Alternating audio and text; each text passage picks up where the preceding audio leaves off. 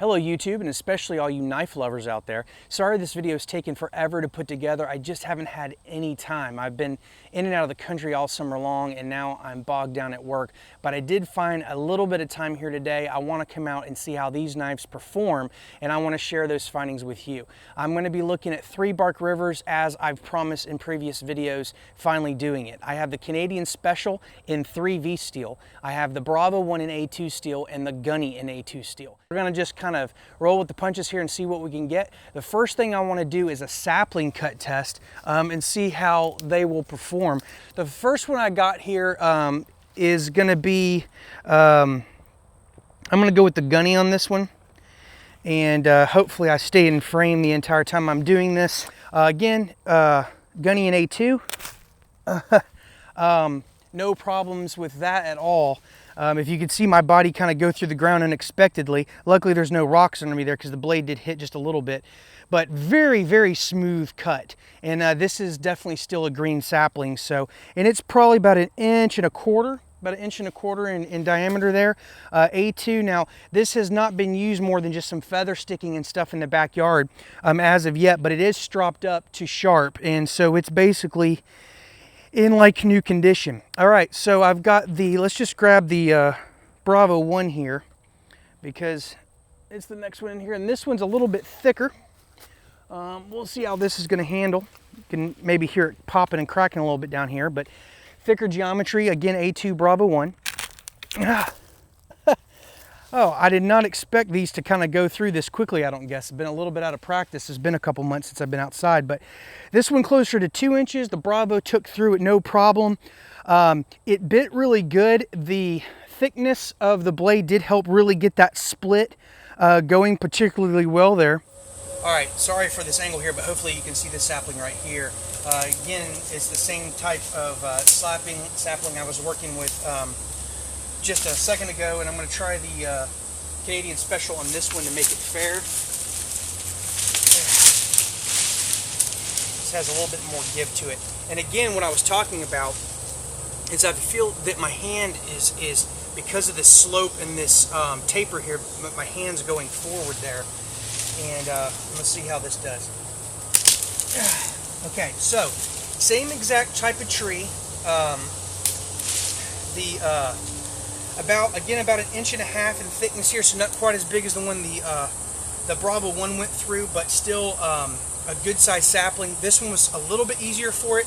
I still feel in practice, again, I can't be more scientific than this, but how it feels to me is that the A2 is actually a tad bit sharper. All right, guys, got a decent size young tree here. I'm going to try some chopping with all 3 of the knives. Now I probably won't go completely through this, but I'm just trying to get a feel for how the knives will attack the wood if I ever did get in a situation where I needed to use a knife on something like this. So I'm going to actually go with the big dog first, the one I think is going to do the best at this, and that's going to be the Bravo one, just because of its weight and its heft. And I can tell you that right now, I'm already pleasantly surprised by how well I can hold on to the back of this. I'm not using a lanyard right now. I know for safety and for some personal preferences, that's kind of not a great idea. I don't particularly like lanyards. They sort of get in my way. But anyway, right here where this little bow out is at the back, I can get a good 1-2 finger taper here. And because this is wood that's not super slick, I feel like I've got a good, comfortable kind of grasp on this.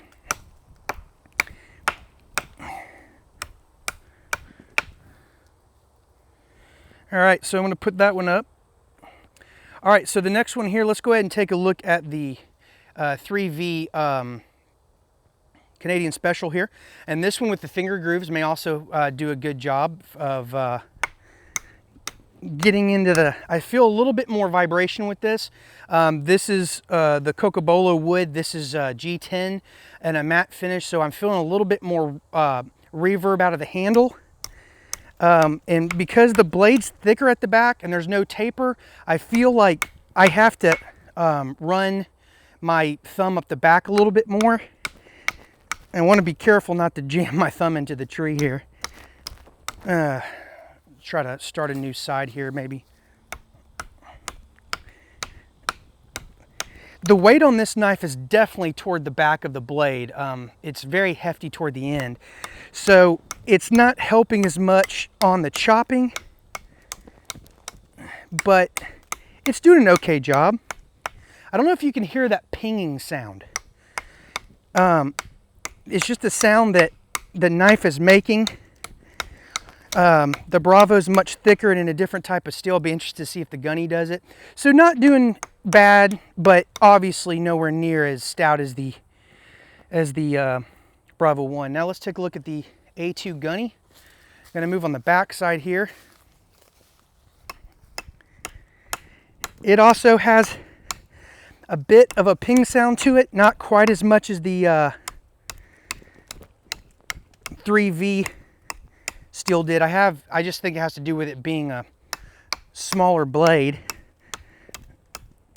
less bulk, less heft. I would say the 3V Canadian Special may have a slight advantage in the chopping, just because there's a little bit more weight behind that knife, not a significant amount. I can get a better grip on the tail end of the knife, the butt of the knife, with this, I'm sorry, with the Gunny 8 in A2. I should just say Gunny, that's going to get old. I can get a better grip on the back with the Gunny. It is kind of slim, but it does actually give me a little bit of a chopping sensation, but it's not doing lots of damage in a short period of time. So the 3V Canadian Special edges it a little bit. Again, I'm thinking it's more blade geometry than actual steel at that point, but the Bravo, as I expected, wins hands down. I mean, you can just hear the difference when that weight strikes. And I'll show you a weight comparison toward the end of this video, but the heft, the sharpness, and the thickness of this blade really are doing justice in this particular test, as expected. All right, so the Bravo 1 definitely winning, hands down in the chopping contest. I don't think anybody's surprised about that. What I am surprised about was how it felt doing the chopping. The only other knife I've really chopped a lot with up to this point that I thought did an admirable job for being a knife was the SE Laser Strike. And I'm not comparing the two side by side. It's different times of year, different seasons, different woods, you know, different conditions, different swing angles. So without testing them side by side, it can't be conclusive, but I feel like the Bravo 1 may be a slightly better chopper. It's really sharp. It's got a great convex edge that I didn't have to add to it. It just doing a good job, and I really like the handle. I didn't feel a lot of reverb in it. So I expected the Bravo 1 to be the best of the three at the chopping job, but I didn't expect it to do as well at chopping as it did, if that makes sense. So if chopping is something that you do a lot of in the outdoors and you're looking at these three knives, the Bravo 1 is going to win hands down. You might can stop watching the video now, but the next segment, I want to take a look at some batoning and a little bit of feather sticking. All right, guys, I'm going to try a little bit of batoning now, and I've got a thick piece of pine bark here on the ground so that if I baton through a piece of wood, my knife doesn't go into the ground and possibly into some rocks or anything. I'm going to do a little bit of batoning now. Hopefully this piece of wood, my baton, will actually hold up. And what I want to take a look at is some of this dry wood I found right here, which is actually from a, let's see if I can break this in. It's actually from a dry piece of like vine from a tree over here. And when you can find this stuff dry, it takes a spark really well. So this is the type of stuff that I would normally try to baton with in camp. And so the quickest one to get to is the Gunny. So I'll start with the Gunny here. And okay, and admittedly, this is not a very hard wood. Oh, full of termites. Well, that's always nice. Yep, well, you can still burn it. So going through that piece there. All right. And not really having problems. This is a little bit wet. The wood's a little bit damp. I think it would take a spark, though. It's dry enough. You can hear it crackling there. It's just dry enough. Sorry, mosquitoes are everywhere. And so you get some nice kindling with that. Let me put another. And as expected, does a fairly good job. This isn't the hardest wood in the world, but this would be something that I would be inclined to work with in a camp. Like I said, if I could get my hands on it. So, but everything around here is soaking wet, and this was actually hanging from a tree. So I grabbed it so I'd have something dry to do in the batoning test. And obviously these are all curved pieces of wood too, so that's always a little bit different when you're, oh, sorry mosquitoes, when you're not having straight pieces of wood. It's always helpful. So there's a good take on the Gunny, no problems with it. Blade's long enough, as long as you don't have a seriously thick piece of wood, you should be okay. This is the Canadian Special. My baton is not holding up, and as with the last one, there are termites in this, so I'm going to flip this over here to see if having a more rigid base will give me a little bit less resistance vibration, so that it's a little bit better.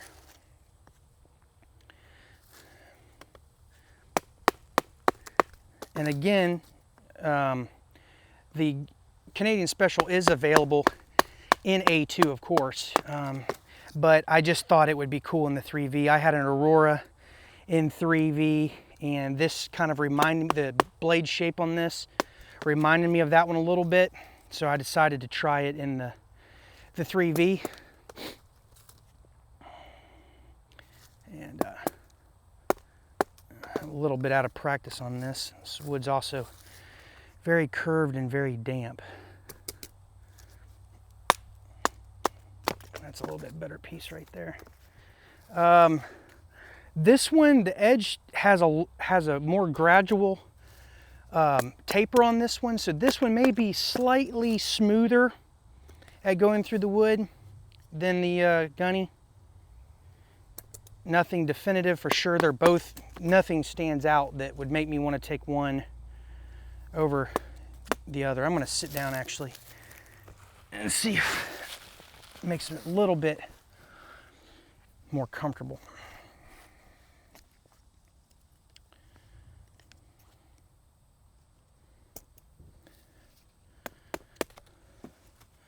So no problem there. I'm going to find a different piece.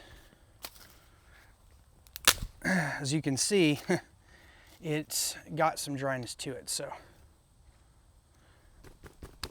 this would be good kindling if I could, good tinder if I could get this going. Sliding off this, I don't know if you can see that, but all these termites falling out of this wood. And being that this is now convex, the wood is slipping down the two sides, but it's doing its job. This one, even when I creep up toward the tip on the Aurora, instead of batoning at the back, even when I let it creep up toward the tip, it's still really sharp and does a good job. So, and you know, they're about the same. If I had to argue, I got to be careful and pay attention to what I'm doing. If I had to state between the two right now, I would say there's probably a slight advantage to the Canadian Special, simply because the blade is longer. That humped back does seem to allow me to hit the metal right above where I'm driving it a little bit longer. It's not flat, so I get about another maybe 1/8 to arguably 1/4 of an inch. But it's also a little bit longer and more pointed, the tip is, so I have a lot more to work with off the front than I do with the Gunny. But in the reality of it, there's not one of these. It's like, oh, if I don't have that one instead, I'm going to be lost. All right, let me take a look at.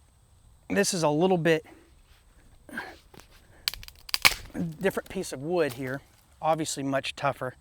I ran out of the vine that was mostly dry. So maybe I can take the other ones through this one as well, but this should go through a bigger challenge.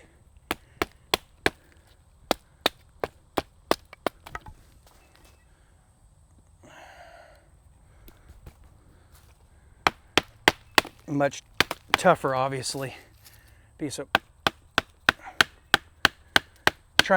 I'm not striking it really hard because I'm trying to keep this one from breaking.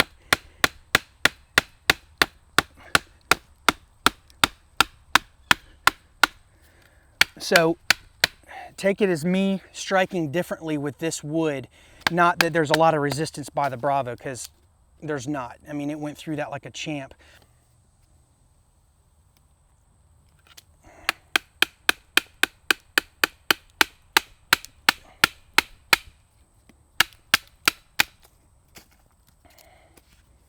And for a thicker blade, it's really doing a pretty darn good job. It doesn't slice quite as quickly into it, but at the end of the day, you're trying to make kindling like me. And even coming in from the side like this and then straightening it out and trying to get through the thicker part of the wood, the Bravo is doing a nice job. I thought that with a thicker edge, it might have a hard time biting in to the side. I'll try to give you an example. I'm going to come in like this a little bit and then straighten it out by twisting the knife and trying to get that thicker part off and trying to straighten it back out, so it actually does a great job.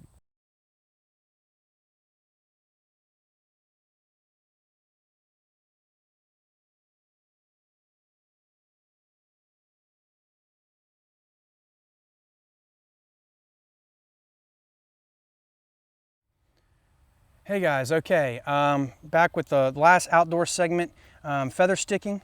I'm actually going to start with the thicker of the knives, the Bravo 1. This is a piece of the oak I baton with the Bravo 1, and again, the Bravo 1's had a slight disadvantage because it had the most chopping of any of the knives, but as you can see, very softly getting through this wood. Now this wood is ever so slightly damp. But for a thicker edged knife, it's actually doing a very nice job. See if I can roll the blade a little bit to get it to curl more. Let's see.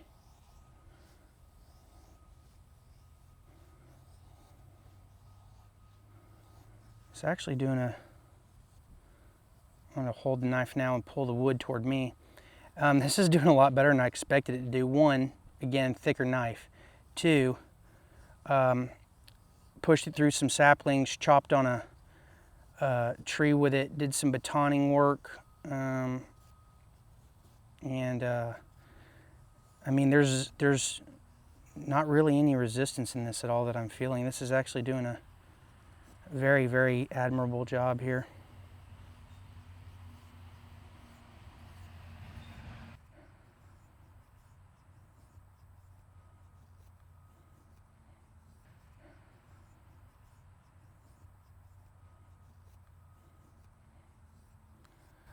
All right, I won't eat up the whole video, but as you can see, hopefully that's in frame. I've got the camera quite a good distance away, but that right there would take, no problem. That would catch fire, and I'm very pleased with how the Bravo, handles this oak. Again, it's slightly damp, but this is doing a really good job. I expected it to be thicker curls. I didn't expect to be able to get in here and get these little these little shavings like this, little ribbons. I mean, they're really, really fine, and you can see some pieces that came off. So that's really lightweight. That would start you a fire, no problem. So I'm going to go ahead and get rid of all this, and so it doesn't change perspective again. Sorry. Trying to give you an idea that that's fairly lightweight material. So Bravo 1 did an excellent job. I'm going to flip the side here and let's take a look at the Canadian Special. As you would expect, this one should do a fairly good job. This is a a finer edge. For sure. Let me just find the tilt here. Sorry, mosquitoes are everywhere.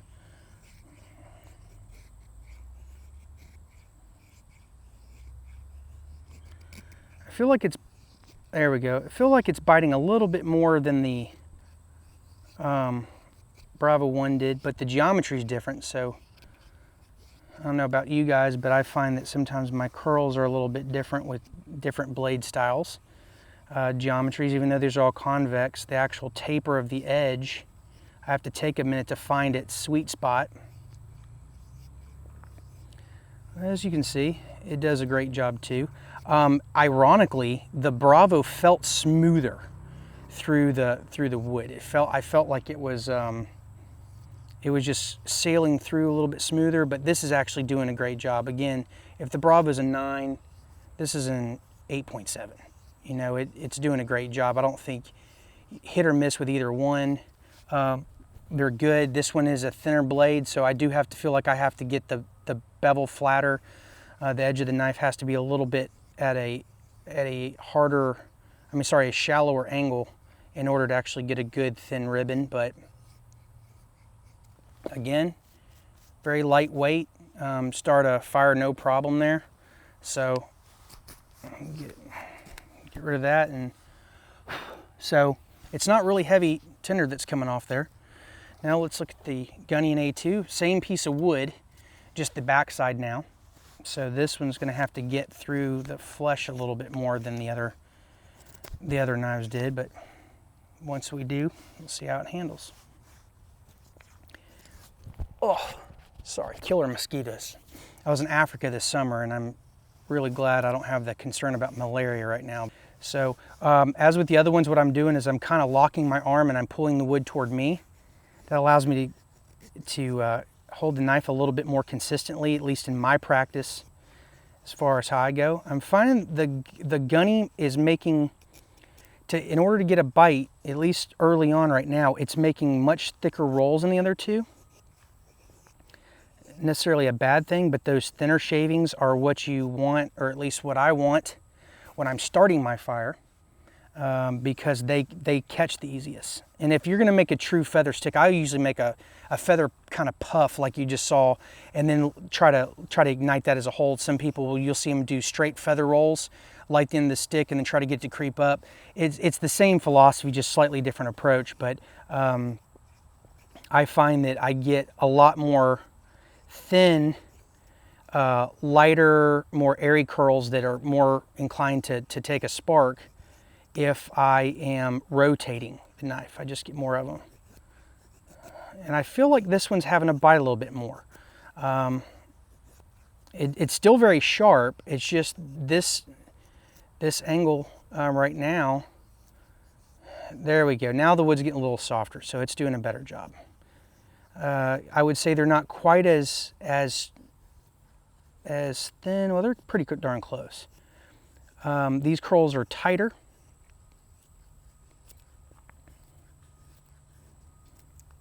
But still does a heck of a job. You can see they're more tightly wound than the ones on this end. I'm going to go back to this other side and just see. No, you know, it's still a sharp knife for sure. My luck with how I'm trying to find an angle. Let me see.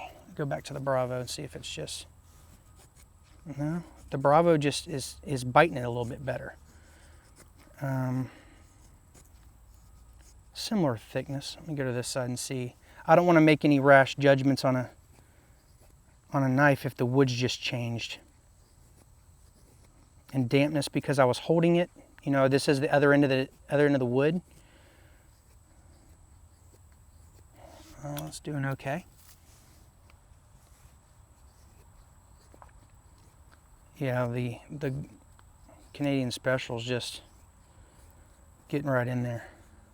The toughness of the 3V seems to be coming. I mean, it doesn't feel as sharp, but it's got a longer, smoother, more gradual taper. You know, the Gunny's not that far back, really. I would say, we said, let's say a 9, in an 8.7. This may be like an 8.1.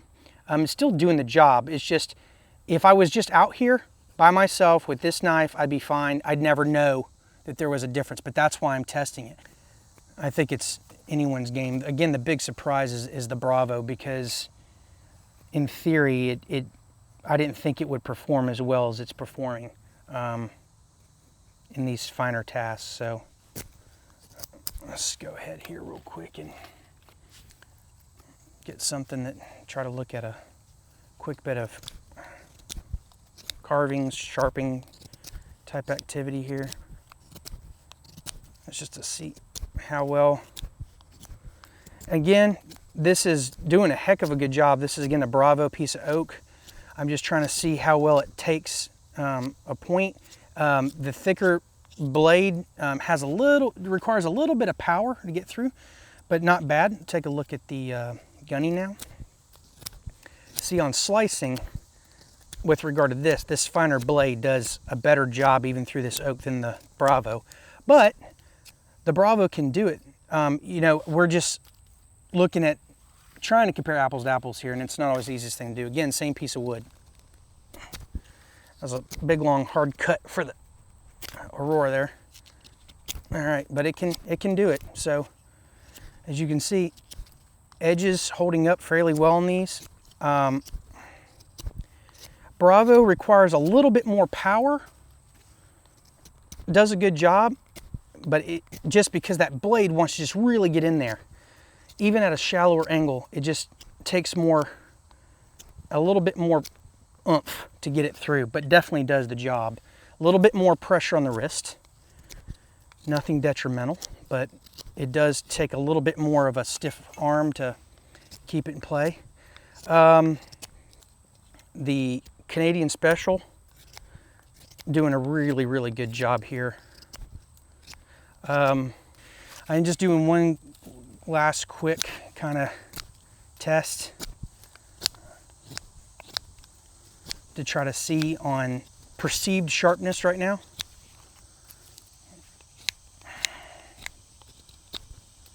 Honestly, I think the Bravo 1 and the Gunny are just, in far as straight up sharpness, they're the two sharpest. But because of these two, the Gunny has the shallower taper.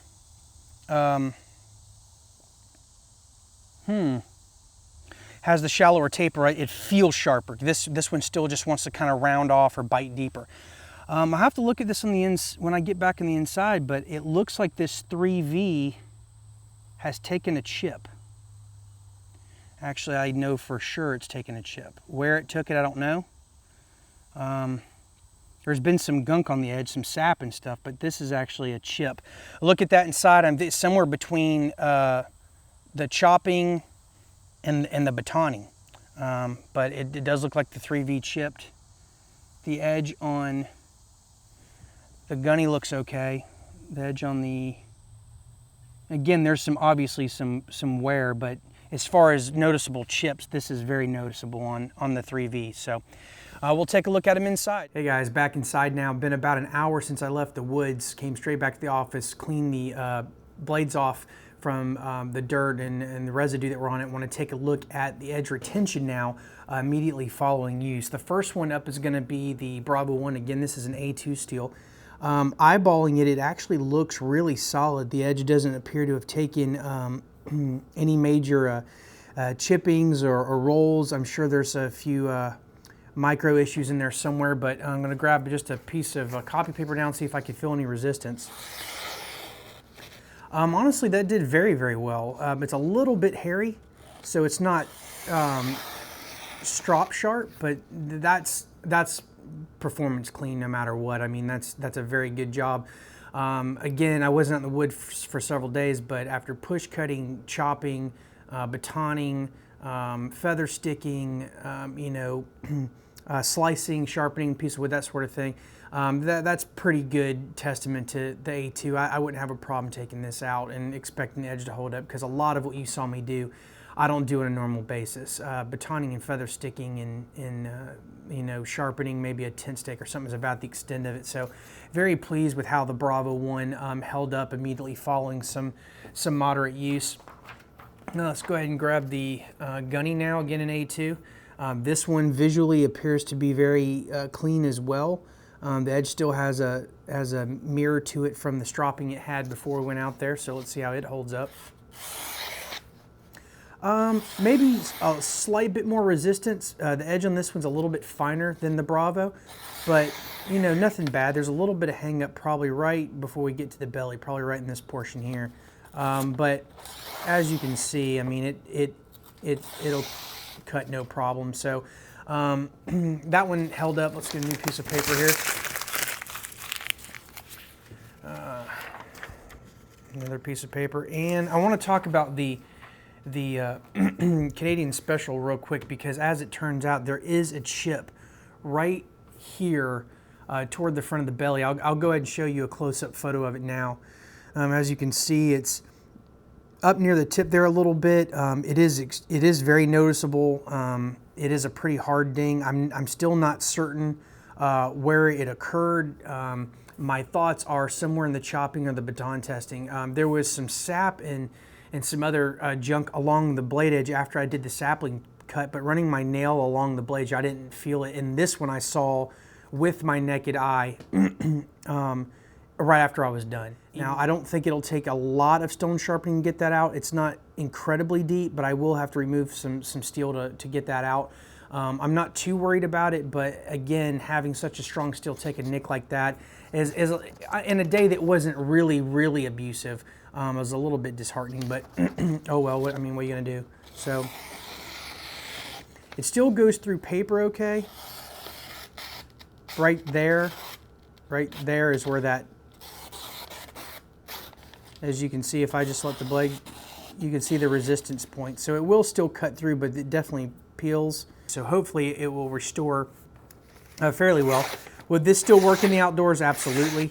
But it's something to consider when you get back home. It's going to need a little bit more restoration than the, excuse me, the A2 steel did. So I'll have my final thoughts on all the knives after I get them retouched up and then do a final cut test.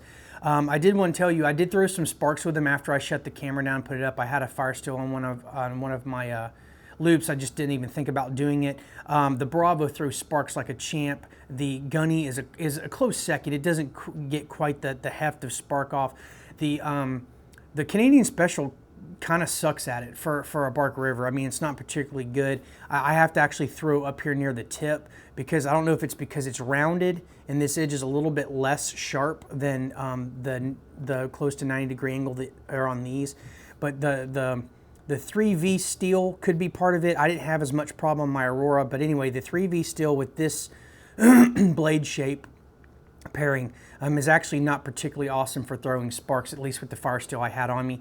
Will it do it? Sure, but it's not going to be nearly as efficient or as easy as, say, with the Bravo 1. But that's just a side note before I forget. So the next time we come back, the edges will be restored, and we'll take a look at some final impressions, excuse me, and see how they do after restoration, talk about how that went. All right, guys, back inside now. Everything's been reconditioned. Going to take a look at those edges and talk about some final thoughts on these three knives. I'm going to kind of weigh them here to see what they come in at. They do feel very different in weight. Start with the lightest being the Gunny. Again, A2 steel with Desert Ironwood's handle scales and white liners. This one, knife only, weighs in at 5.3 ounces, so not a very heavy knife at all. Next up the ladder is probably going to be the 3V Canadian Special. This is with G10 matte scales. Yes, this one's at 6.7 ounces. And then the one that should be the heaviest out of the group, or at least it does feel the heaviest, very good distribution of weight, by the way, is the Bravo 1 in A2. This is 7.1 ounces, so not way off from the Canadian Special. This has the Cocobolo wood scales as well, so getting something like a G10 is going to make any knife heavier. But it doesn't feel a whole lot lighter than the Bravo 1, but the two knives are extremely different in girth and size and heft. But it just feels really well balanced in the Bravo 1. So I just wanted to run the weights by you guys, and so you can kind of see some differences. A lot of websites put weight out there, but from material to material they do fluctuate. So I want to take a look at those real quick. Now I'll go through each one, give you kind of my impressions of each knife. Start with the Gunny. The edge on this one held up really well. I was very pleasantly surprised by the A2 steel. I've tried the 3V and a couple of knives from them, and I have some CPM 154 in one of the really small blades. The A2 is probably bang for dollar my favorite. It's not nearly as expensive as the 3V. It strops up very easily, even with the factory edge right out of the box, you know, more 10-15 minutes of stropping, and you could put a really keen edge down there. And you can see from the, hope you can see from that mirror line where it is. It's about halfway, a little 3/4 way down to the edge. Is just all it takes is some stropping. Overall, I really like the size and weight of this knife. It's a very comfortable knife. For someone like me who doesn't plan on doing lots of chopping, usually just batoning, you know, 2 to 3 inch size wood at max, feather sticking, you know, sharpening some wood for tent sticks, that sort of thing. As far as size, weight, comfort, feel, this is almost the ideal size knife. It wasn't my absolute favorite in practice. That's just a personal preference on how they kind of came about. But I really, really do like the Gunny knife, and I really can't highly recommend enough the A2 steel. I'm not sure that it would be worth going to a 3V just for the money unless you knew you're going to be really hard on your knife. The A2 just held up really well. It's good in the hand. It's semi-locking. It's not too thin. It's a little on the thin side compared to something like a Bravo, but it feels really good. I don't have huge hands, as you can see, and it fits really well in my hand. Virtua Vice has a lot longer, slimmer hands, and so his hands are bigger overall, not as short and fat as mine. I'd highly recommend you guys checking out his videos if you haven't already, just kind of see the difference, because these are very hard to get your hands on in person without having to order them and pay for them up front. I really like the Gunny knife.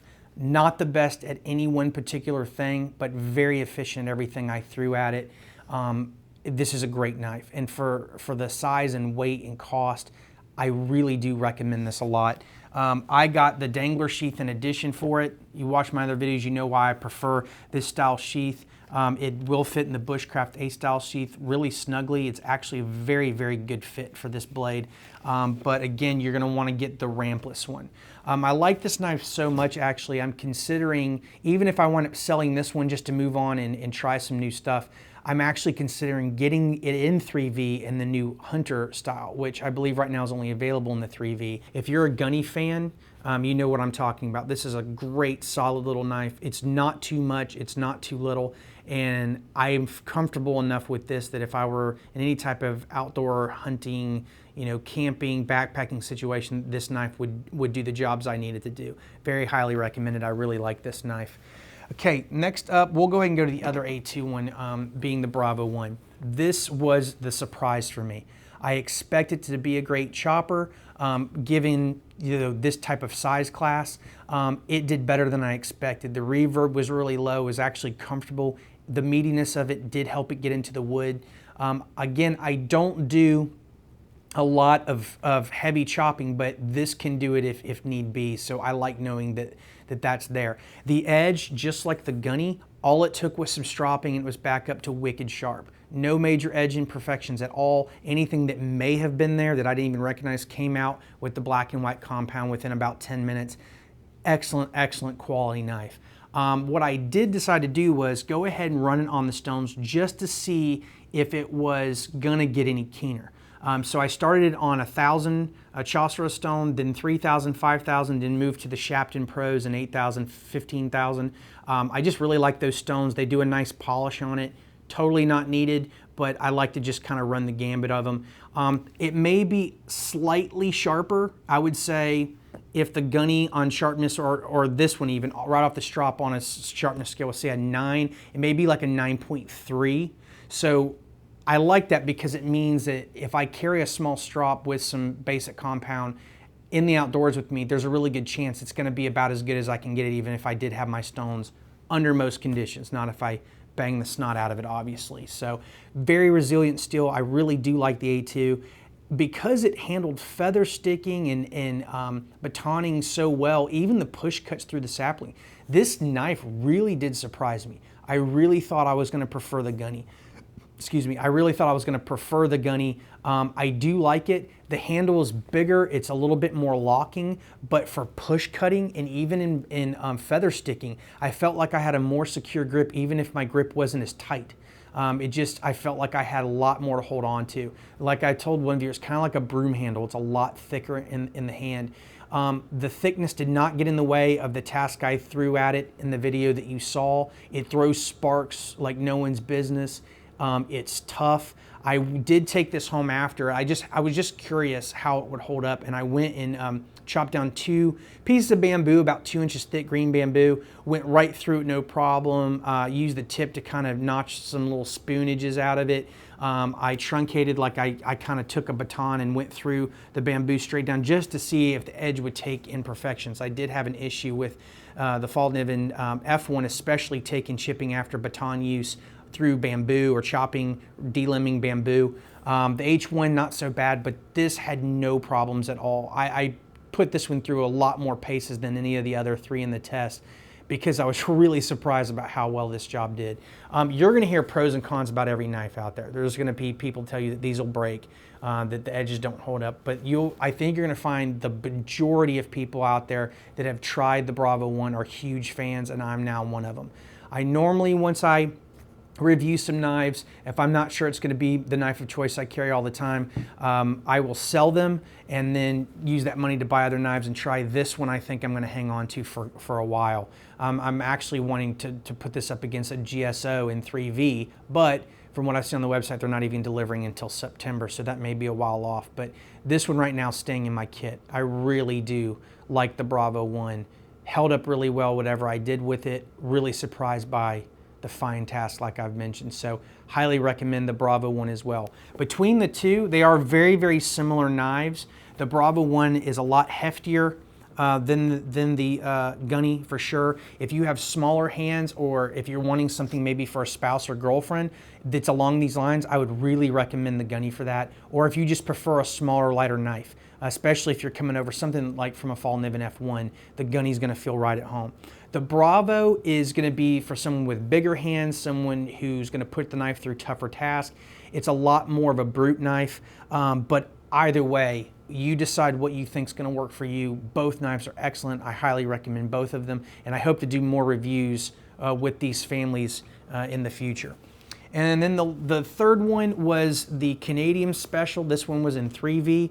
A couple things about this. One, I was able to get the chip out. It took about 20 minutes on a 220 grit Shapton stone, just back and forth to try to just remove the most minimal amount of metal possible and still get the ding out, and then go through up the 220, then go to 400, 800, 1000, 3000, and so on.